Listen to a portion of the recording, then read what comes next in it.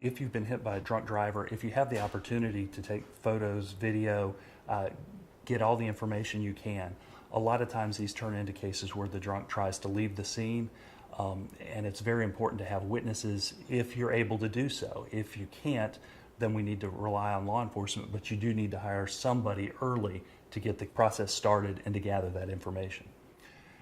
Does the prosecutor represent victims of drunk driving? In a sense, the prosecutor represents the state, and state and criminal actions are totally separate from civil actions.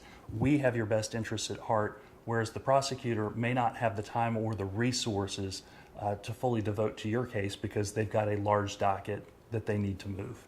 If a drunk driver is not prosecuted or is not found not guilty in a criminal case, you still have a civil case.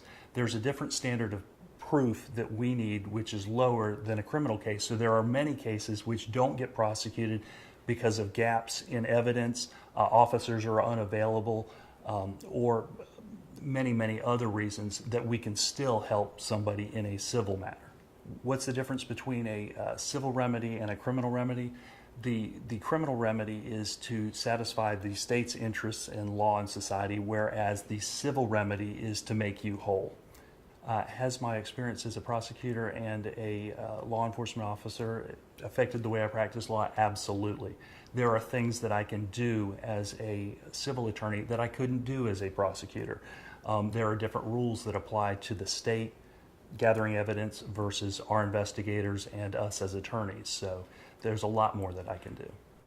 Please give us a call or send us an email. We're here, we're ready to help. Justice counts.